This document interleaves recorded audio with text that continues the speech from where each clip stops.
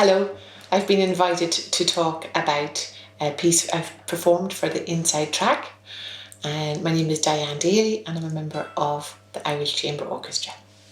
So the piece that I recorded is a small movement from an overall work by Eugène Ysaÿe, and he wrote this piece for solo violin.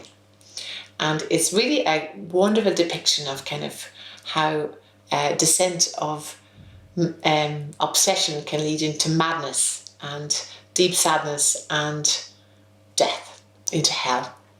And so this movement is called Melancholia. It's the second movement of the four, and it's very barren and it's very bleak. And I believe strongly about the power of movement and production elements to kind of bring the music to life. So I decided to record this at the top of a mountain near here at Glengalia in Killaloo. And the day that we picked it wasn't terribly barren and bleak, unlike today where it's been lashing every day. So today's a good day to talk about this movement, Melancholia. And there was something very powerful about performing this piece up there. And the composer, he asked it for it to be performed with a mute on. So this is and what that does is kind of makes the sound kind of even more intimate and more introverted, which this movement is. I felt that the bling on my mute maybe did not suit the barren bleakness so much, but I needed a little bit of bling up there. And I'll show you the difference between the sound where it's and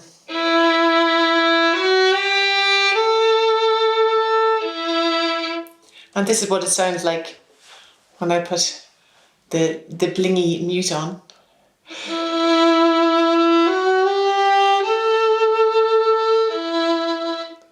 So you can see it's a much more intimate sound. And I think it really reflects the sadness in the piece. And there's 4 phrases in the piece, and I tried to express these through movement. The first phrase is very intimate and very introverted, and I performed this kind of kneeling down. The second phrase is a bit more outward looking, and I used eye contact to kind of show that, because actually where we use our eyes when we're playing an instrument can have an impact on our sound. The third phrase is very similar to the first phrase, but it's a new key, so a different perspective. So for that, I stand up and look out on the barren, bleak landscape. And the fourth phrase again has much more movement within it, and it's much more extrovert. And then there's a kind of a great climax towards the end, before it kind of eventually winds down, and you feel this really strong sense of despair and sadness. And I won't tell you what happens next, except to say that it kind of death is next.